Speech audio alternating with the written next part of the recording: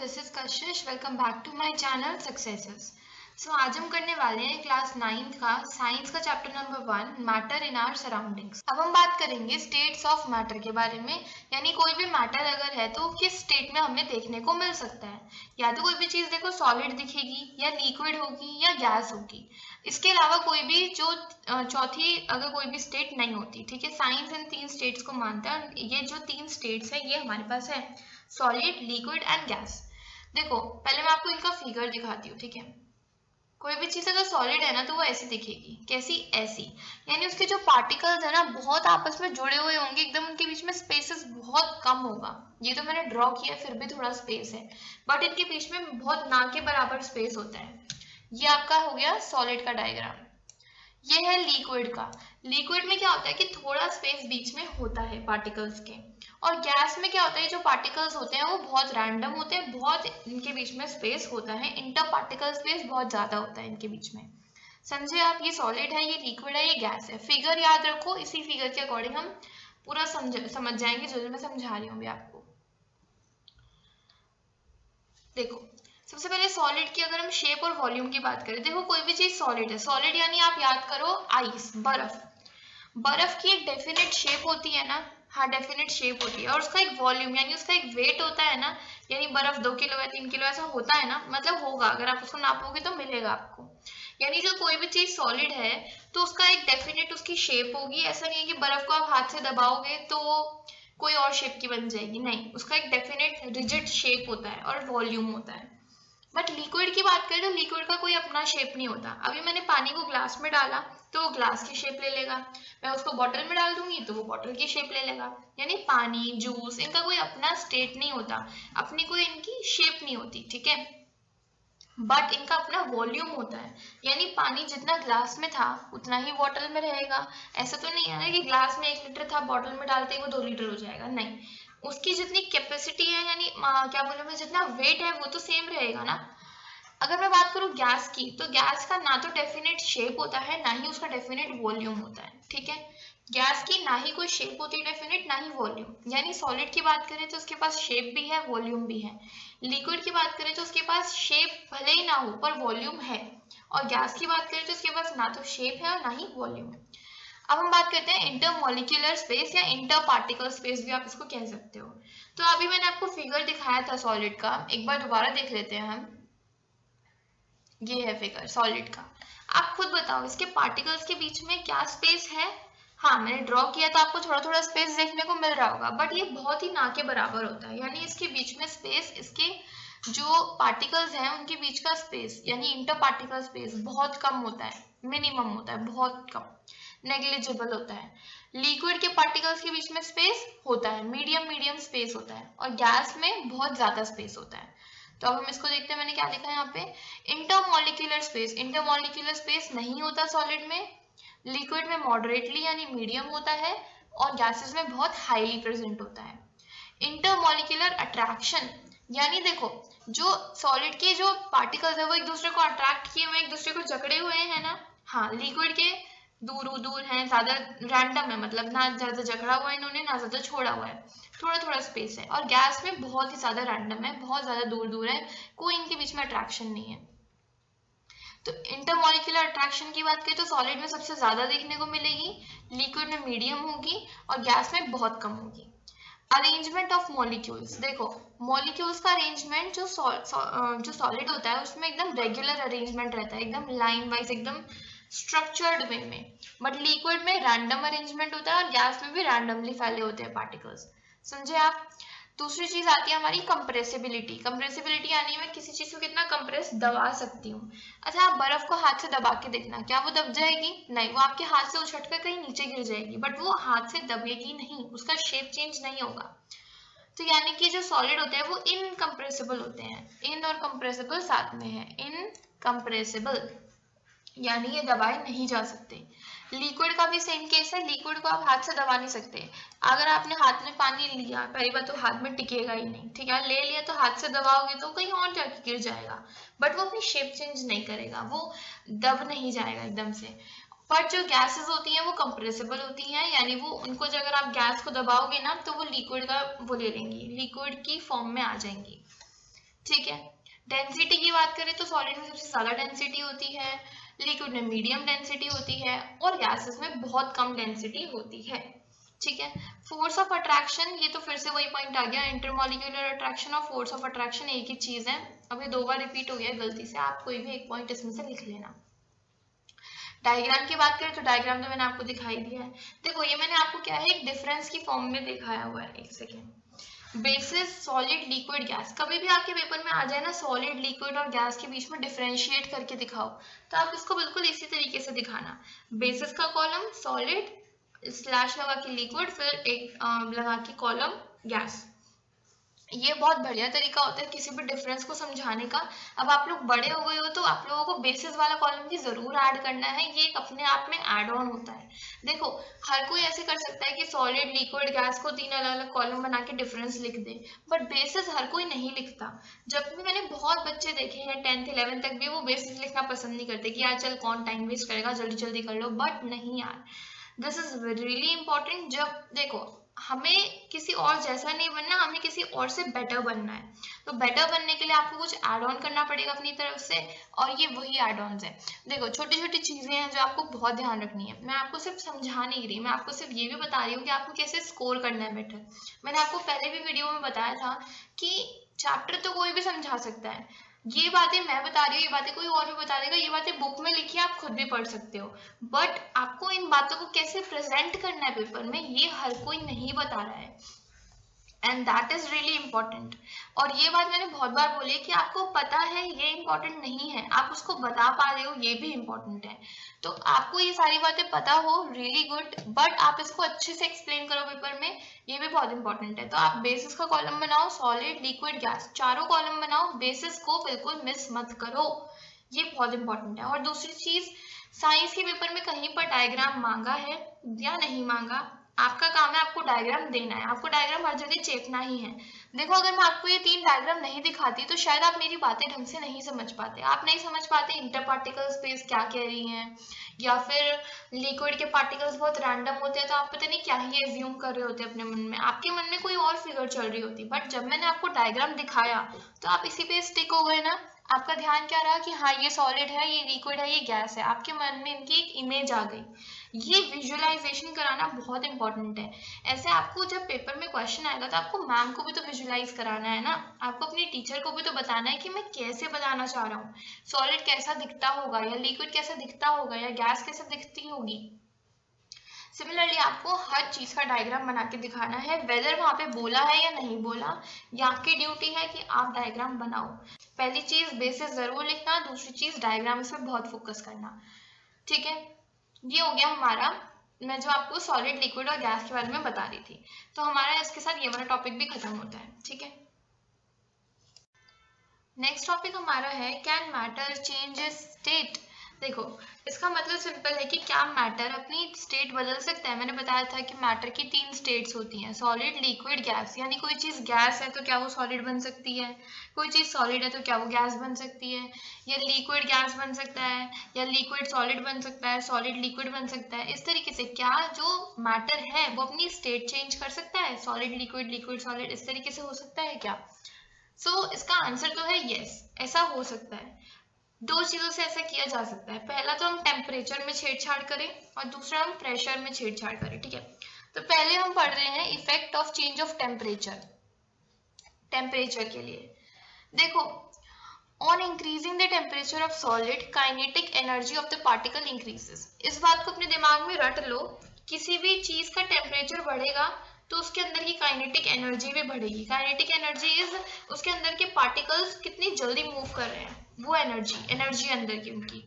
अगर आप किसी चीज का टेम्परेचर बढ़ाओगे तो उसके अंदर की काइनेटिक एनर्जी भी बढ़ेगी। सेट कर लिया इसको।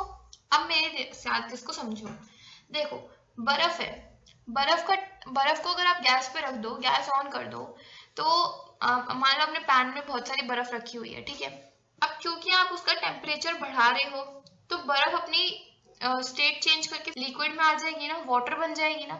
बर्फ जो है वो वाटर बन जाएगी कि नहीं बन जाएगी। जब आपने उसके अंदर टेम्परेचर बढ़ाया तो बर्फ के पार्टिकल्स की काइनेटिक एनर्जी बढ़ गई, और काइनेटिक एनर्जी जब बढ़ जाती है तो पार्टिकल एक दूसरे से दूर होने लग जाते हैं। दूर होने लग गए तो वो थोड़े खुल गए, और खुल गए तो वो लिक्विड बन गए। समझ में आया? इस पूरी बात को मैं एक बार शॉर्ट में दोबारा बता देती हूँ। जब भी किसी भी चीज की काइनेटिक एनर्जी को बढ़ाना हो तो आपको टेम्परेचर बढ़ाना होगा। टेम्परेचर बढ़ाते ही काइनेटिक एनर्जी बढ़ जाएगी, और काइनेटिक एनर्जी बढ़ते ही पार्टिकल्स एक दूसरे से दूर होना शुरू कर देंगे। जब वो दूर होंगे तो अपनी स्टेट को बदल देंगे। यही तो चीज है। कोई चीज सॉलिड क्यों है? क्योंकि उसके पार्टिकल्स बहुत पास में है। जब उसके पार्टिकल्स दूर होने लगेंगे तो वो धीरे धीरे लिक्विड बन जाएगी, और दूर होने लगेंगी तो वो गैस बन जाएगी। यही तो हमने सीखा था ना। तो this was all of the concept. अब देखो, due to the increase in kinetic energy the particle start vibrating with greater speed, the energy supplied by heat overcome the force of attraction between the particle. देखो, जो चीज मैंने आपको अभी simple भाषा में समझाई ना, वही चीज यहाँ पे थोड़ी बुकिश लैंग्वेज में लिखी हुई है। तो मैंने जो समझाया ना, मैं सेम बातें यहाँ पर मैंने पूरी लिखी हुई है ये 3 पॉइंट्स में। तो आप इसको पढ़ो और इसको समझो खुद से, जो मैंने इजी वर्ड्स में आपको बताया है। वन टाइम और एक्सप्लेन कर देती हूँ कि जब भी आप किसी चीज का टेम्परेचर बढ़ाओगे उसकी काइनेटिक एनर्जी बढ़ जाएगी। काइनेटिक एनर्जी बढ़ते ही पार्टिकल एक दूसरे से दूर होना शुरू कर देंगे। इतनी बात समझ आई? जैसे जैसे वो दूर होंगे तो सॉलिड जो है वो लिक्विड बन जाएगा, और जो लिक्विड के पार्टिकल्स और दूर होंगे तो वो गैस बन जाएगा। समझ रहे हो ना? दूसरी चीज है मेल्टिंग पॉइंट। मेल्टिंग पॉइंट क्या होता है? The minimum temperature at which a solid starts melting to become liquid at the atmospheric pressure. यानी मिनिमम टेम्परेचर इतना तो होना ही चाहिए, तभी ये चीज लिक्विड बन पाएगी। इसको मैं बोलूंगी मेल्टिंग पॉइंट। ठीक है, अब देखो मेल्टिंग पॉइंट क्या है आइस का? 273.15 के। के का मतलब होता है, जैसे हम बोलते हैं ना डिग्री सेल्सियस लिखते हैं ना हम, 2 डिग्री सेल्सियस, 23 डिग्री सेल्सियस, वैसे केल्विन होता है। के मतलब केल्विन, KELVIN। केल्विन भी एक तरीके का टेम्परेचर नापने का ही यूनिट है। जैसे सेल्सियस है वैसे ही केल्विन है। सिंपल। अब देखो, when a solid melts its temperature remain the same. Why? जब भी आप किसी सॉलिड को मेल्ट करोगे, मान लो आप बर्फ को मेल्ट कर रहे हो, तो उसका टेम्परेचर आपको सेम लिखा हुआ नजर आएगा। ऐसा क्यों होता है? जब तक वो पूरा मेल्ट नहीं हो जाती तब तक उसका टेम्परेचर चेंज नहीं होता। व्हाई? ऐसा क्यों है? Even though we continue to heat the beaker, we continue to supply the heat, the heat get used up in the changing the state. As this heat energy is absorbed by the ice without showing any temperature, it is considered that it get hide into as latent heat। देखो, इतनी सारी बातों में थोड़ा hard होगा समझना, इसलिए मैं इजी वर्ड्स में बताती हूँ आपको कि जब आप मान लो बीकर में अगर आपने बर्फ ली हुई है, आप उसको हीट दे रहे हो, यानी आप टेम्परेचर बढ़ा रहे हो, तो वो धीरे धीरे धीरे धीरे मेल्ट होएगी, पानी बन जाएगी। तो जितनी आपने हीट दी वो तो यूज हो जा रही है ना। मान लो आपने थोड़ी सी हीट दी, फिर वो यूज हो गई, फिर आपने थोड़ी हीट दी, फिर वो यूज हो गई।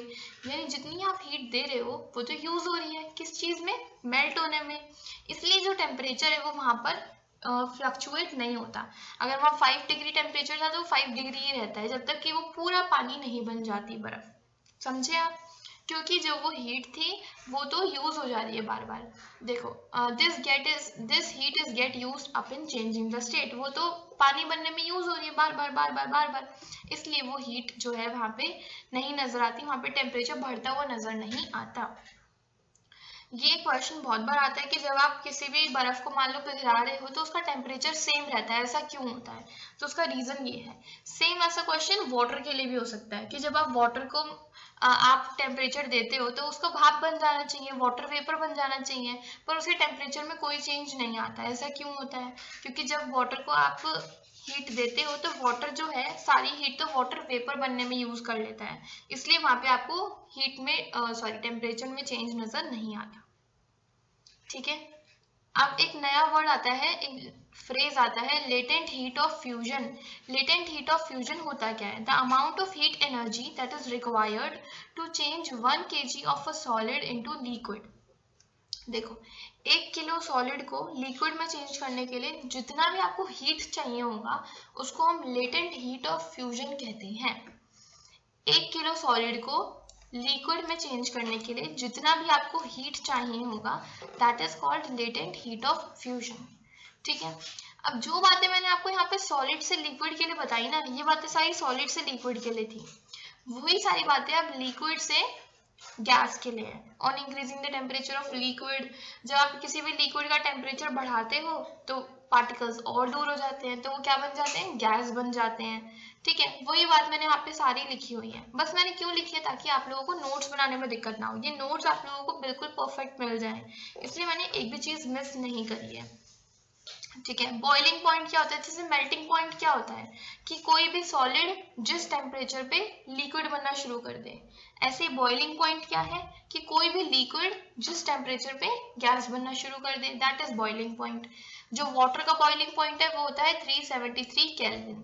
वाटर से रिलेटेड चीजें जो है ना वो यार याद रखो, इनको फिलिप्स में, वन वर्ड में, टिक द करेक्ट आंसर में, मल्टीपल चॉइस क्वेश्चन में कैसे भी पूछा जा सकता है। तो वाटर का बॉइलिंग पॉइंट, वाटर का मेल्टिंग पॉइंट आपको पता होना चाहिए। जैसे सेम क्वेश्चन जैसे यहाँ पे था कि when a solid melts its temperature remain the same, why? क्योंकि मैंने बताया कि जब भी कोई सॉलिड पिघल रहा है तो उसका टेम्परेचर सेम रहता है। क्यों? क्योंकि जितनी भी हीट हम उसको दे रहे हैं वो तो सारा वो लिक्विड बनने में यूज कर रहा है। ऐसा लिक्विड के साथ भी होता है कि जब भी हम लिक्विड को टेम्परेचर बढ़ाता हुआ देते हैं तो वो सारा उसको गैस बनने में यूज हो जाता है, इसलिए हमें टेम्परेचर बढ़ा हुआ नजर नहीं आता। ठीक है, ये सेम मैंने क्वेश्चन का आंसर दे दिया है, आप उसको कॉपी कर लो, नोट कर लो और समझ लो अच्छे से। सेम बातें मैंने यहाँ पे लिखी हुई है। ठीक है, the amount of heat energy required to change 1 kg of liquid into gas is called latent heat of vaporisation. जैसे वहां पे लेटेंट हीट ऑफ फ्यूजन था, वो क्या था, 1 किलो सॉलिड को लिक्विड में चेंज करने के लिए जितनी भी हीट चाहिए, ऐसे ही 1 किलो लिक्विड को गैस में चेंज करने के लिए जितनी भी एनर्जी हीट चाहिए वो होती है latent heat of vaporisation.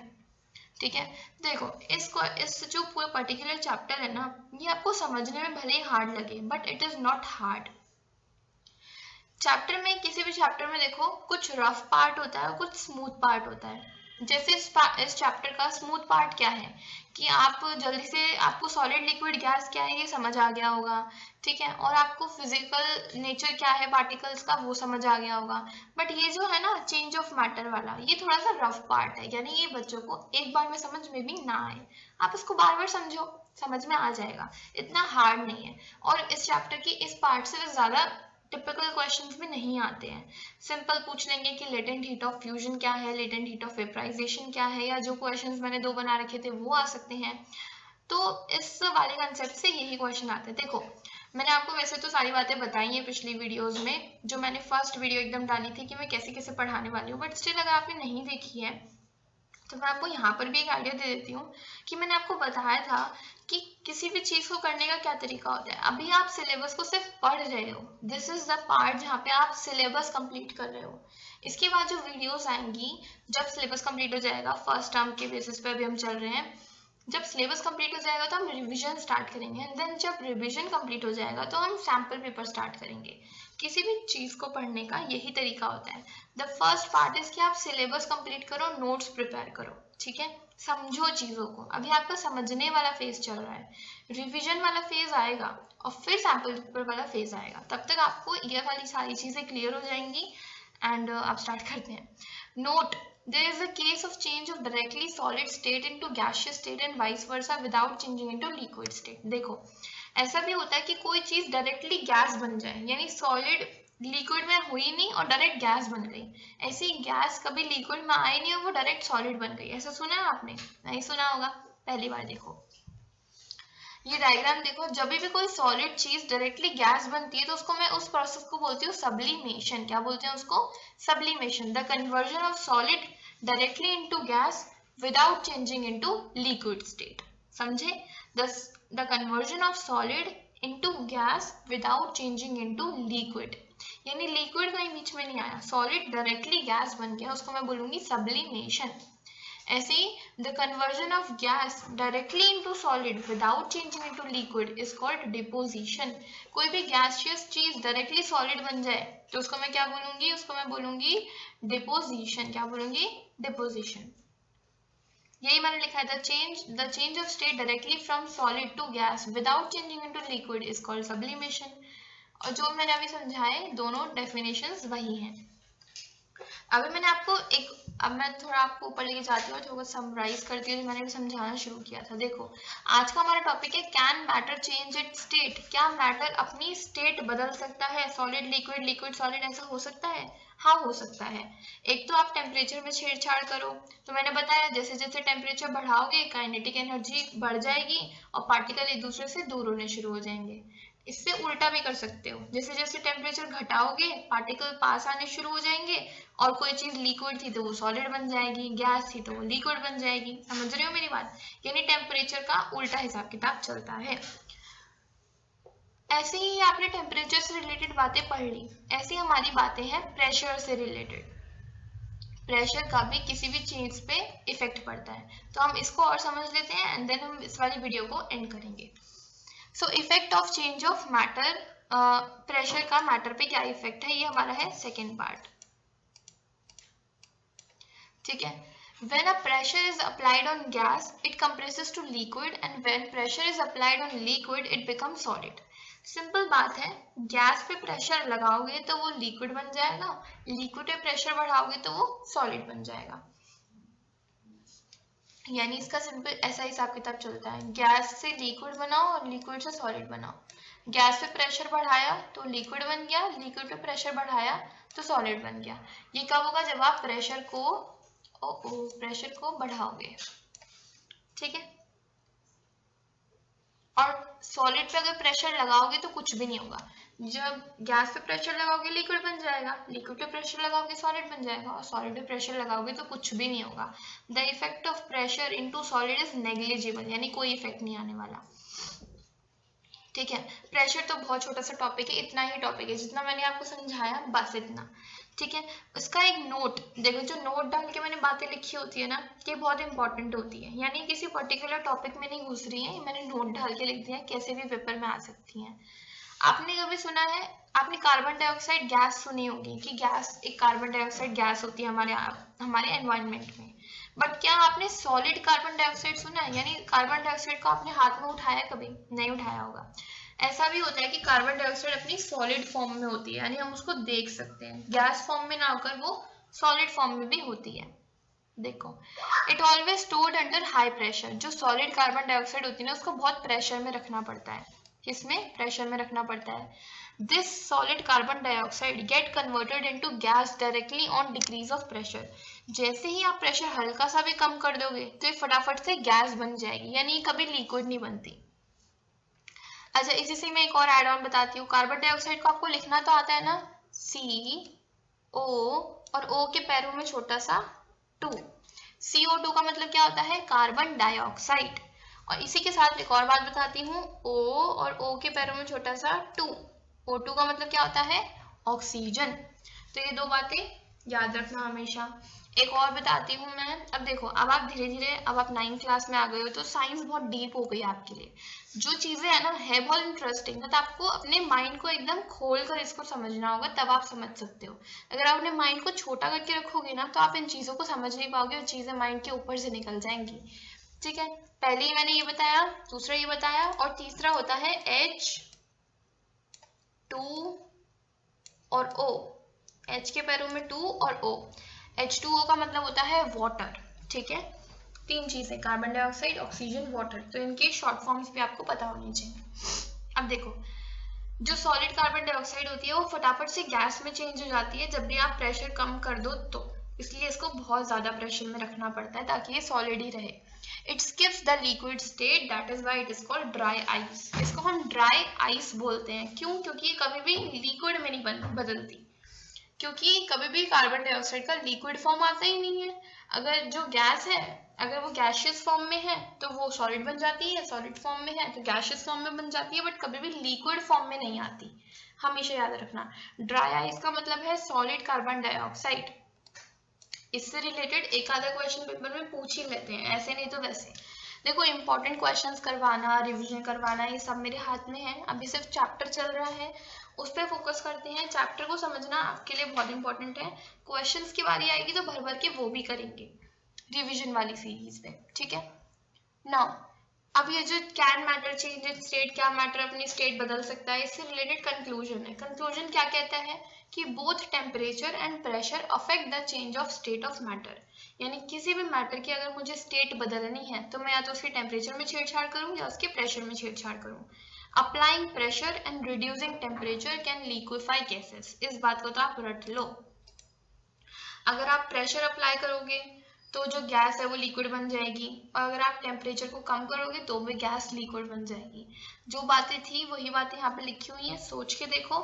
Same मैंने भी समझाया आपको, ठीक है। ये बहुत इंपॉर्टेंट है with the point of view of true false और फिल इन द ब्लैंक्स और कैसे भी। ये वाली लाइन बहुत आ जाती है, ये वाली जो मैंने लिखी है यहाँ पर, सेकेंड वाली, ठीक है। सो होपफुली आप लोगों को ये वाला पूरा टॉपिक अच्छे से क्लियर हो गया होगा। हाँ, ये इस चैप्टर का थोड़ा रफ पार्ट है, बट स्टिल ये बहुत इजी टॉपिक है अगर मैंने इसको इजी भाषा में समझाने की आपको कोशिश की है।